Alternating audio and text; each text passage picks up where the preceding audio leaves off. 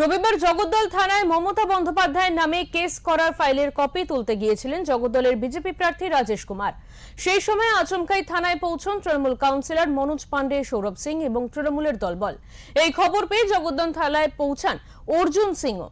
গাড়ি থেকে নেমেই তিনি তৃণমূল কর্মীদের বেধড়ক মারতে শুরু করেন, এমনটাই উঠছে অভিযোগ। দুপক্ষের মধ্যেই তারপরে শুরু হয় তুমুল হাতাহাতি। থানার ভেতরে মারপিট হয় তৃণমূল বিজেপির। পরিস্থিতি সামাল দেয় জগদ্দল থানার পুলিশ। জগদ্দল থানার সামনে তৃণমূল বিজেপি সংঘর্ষ ঘটার পর ভাটপাড়ার বিজেপি প্রার্থী তথা অর্জুন সিং এর ছেলে পবন সিং যখন বাড়িতে ঢোকে, তারপরে বোমাবাজির অভিযোগ ওঠে পবন সিং এর বাড়িকে লক্ষ্য করে। সেই শব্দ শুনে বাইরে বেরিয়ে আসে পবন সিং এর দেহরক্ষী সিআইএসএফ জওয়ান। তখন গুলি ছোড়া হয় সিআইএসএফ কে লক্ষ্য করে এবং একজন সিআইএসএফ এর পায়ে গুলি লাগে বলে অভিযোগ।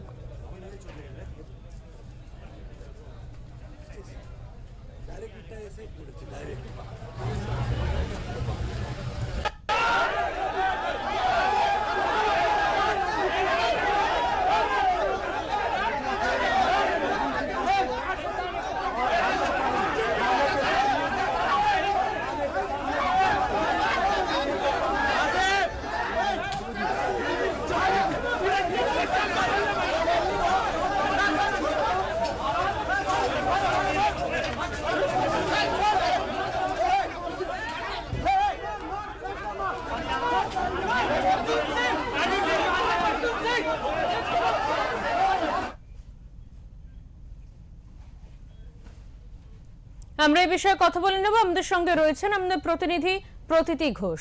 প্রতীতি, যে ছবি এই মুহূর্তে দেখা গেল যে গতকাল বলা যেতে পারে প্রায় রাত ভোর ধরে এই ঝামেলা, এই পবন সিং এর বাড়ির সামনে বোমাবাজি এবং তার আগে রবিবার জগদ্দল থানায় মমতা বন্দ্যোপাধ্যায়ের নামে কেস করার ফাইলের কপি তুলতে গিয়ে যে তৃণমূল বিজেপির যে সংঘর্ষ, সেই বিষয়ে তোমার কাছ থেকে বিস্তারিত জানতে চাইবো। আমাদের সঙ্গে যোগাযোগ বিচ্ছিন্ন হয়েছে আমাদের প্রতিনিধির। আপনাদের আবারও জানিয়ে রাখবো, জগদ্দল থানার সামনে কার্যত তৃণমূল বিজেপির মধ্যে সংঘর্ষ। সেখানে দেখা যায় অর্জুন সিংকেও, এবং তার পরবর্তীতে জগদ্দল থানার সামনে তৃণমূল বিজেপির তুমুল হাতাহাতি হয়। সেখানে মোতায়েন করা হয় জগদ্দল থানার পুলিশ কর্মীদের।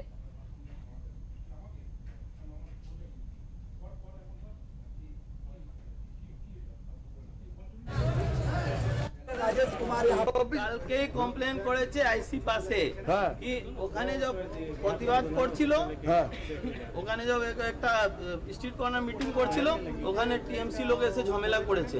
এই জন্য কালকে থানা ঘেরাও করে কমপ্লেন করেছে। আইসি বলেছেন দেখছে, এখনো দেখছে। আজকে যখন আমি আসছিল আমার স্ট্রিট কর্নার মিটিং করার পরে আমি যখন ফিরছিল বাড়ির মধ্যে, দেখছে ওখানে ওই সব লোক, যেসব লোক কালকে ঝামেলা করেছে ওসব ঘুরছে। কোথায়? থানার সামনে? থানার সামনে ঘুরে প্রতিবাদ করছে। যার উপরে কমপ্লেন করেছে এখনো ঘুরছে, নিজেই গিয়ে করছে, প্রতিবাদ করছে। এখন কি বোমগুলি চলেছে? বোমগুলি চলেছে এখন চলাচ্ছে। এই জন্য তো আমার লোককে লেগে গেছে, আমার সিকিউরিটিকে লেগে গেছে। দেখুন, আপনি ব্লাড তো দেখতে পারবেন।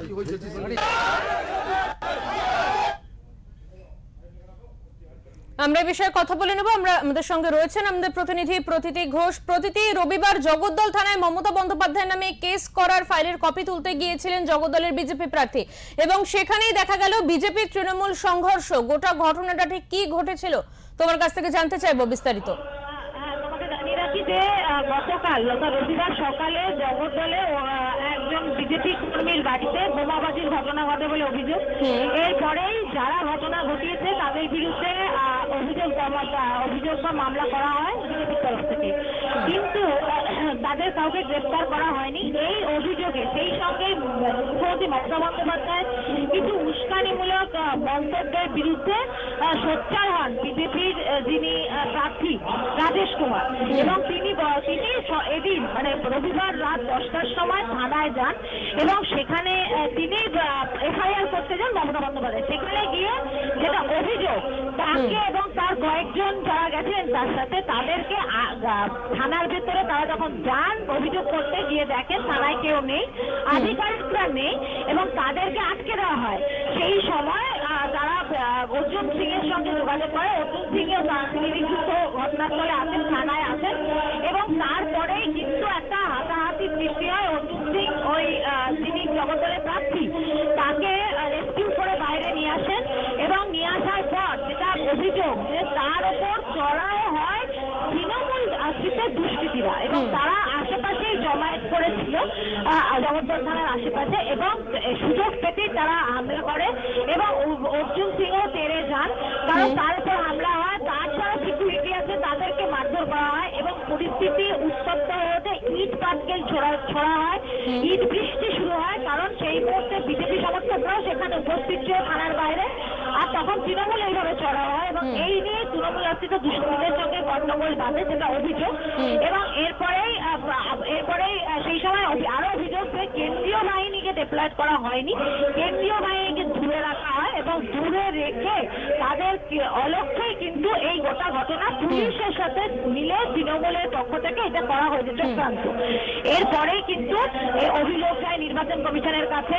এরপরে বিশাল পুলিশ বাহিনী নামে, সেই সঙ্গে র্যাব নামে কেন্দ্রীয় বাহিনী উপস্থিত হয় ঘটনাস্থল এবং এরপরে পরিস্থিতি নিয়ন্ত্রণে আনার পরে যেটা আরো বড় অভিযোগ যে পবন সিং, যিনি ভাটপাড়ার প্রার্থী, বিজেপি প্রার্থী, তার বাড়ির সামনে অনর্থ বোমাবাজি শুরু হয় এবং পরিস্থিতি দেখতে গিয়ে পবন সিং এর যিনি নিরাপত্তা রক্ষী তাকে টার্গেট করা হয় এবং তার পায়ে গুলি লাগে।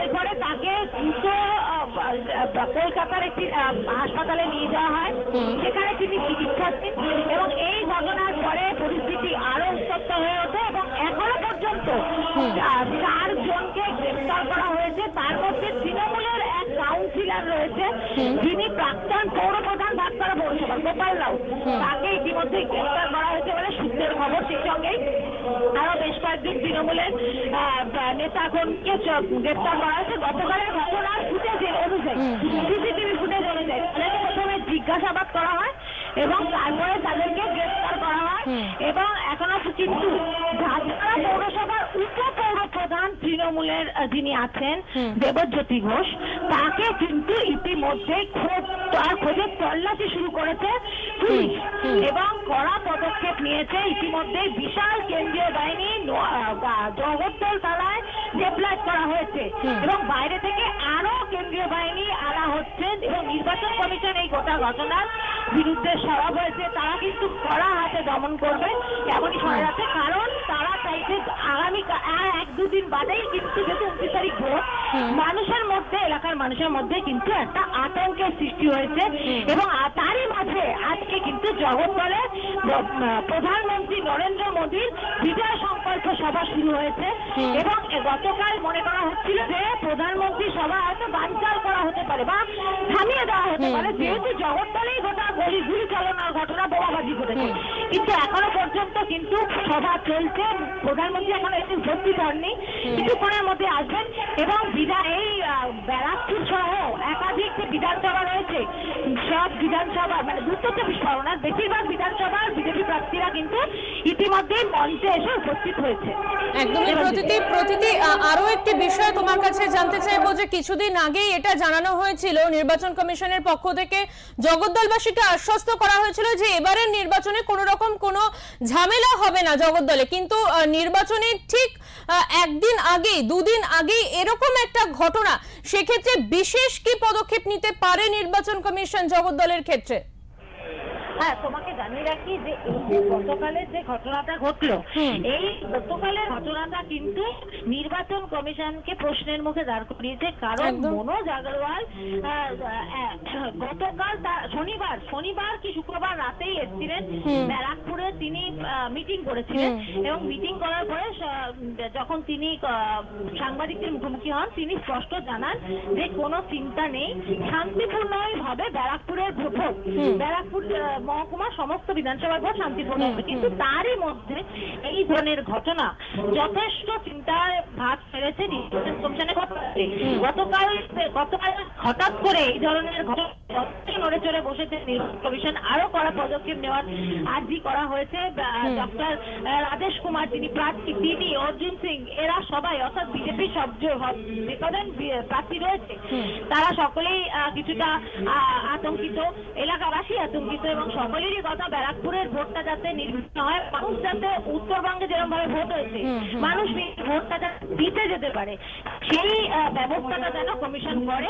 শুধু এইটুকুনি তারা চাইছেন যে সাধারণ মানুষ যেন তাদের ভোটটা দেন, কারণ ভোটের ঠিক দিন আগে এই ধরনের ঘটনায় এলাকার মানুষ কিন্তু আতঙ্কিত, তারা কিন্তু ভোট দিতে যাবেন কিনা এটা নিয়ে তারা নিজেরাই জানতে। এবং তোমাকে জানিয়ে রাখি যে আজকে প্রধানমন্ত্রীর সভাতেও কিন্তু আশপাশের যারা রয়েছেন লোকজন রয়েছে, মানে সভা হচ্ছে সেখানে যে পাড়া রয়েছে সেখানের মানুষও কিন্তু এই মাঠ পর্যন্ত আসতে চাইছেন না, তাদের মধ্যে একটা আতঙ্ক কাজ করছে মনে করছেন। একদমই। অনেক ধন্যবাদ তোমাকে প্রতীতি।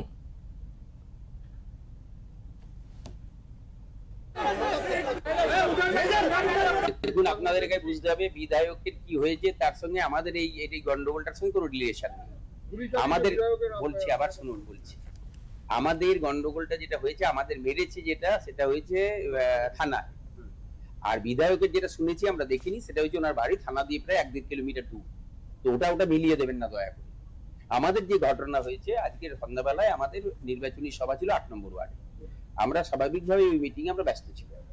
সবার মধ্যে আমরা শুনতে পারলাম যে আটচালা বাগানে আমাদের দুজন পার্টি কর্মীকে পার্টি অফিসের মধ্যে ঢুকে বিজেপি কর্মীরা মেরেছে এবং আমাদের ফ্লেক্স সব ছিঁড়ে ফেলে দিয়েছে।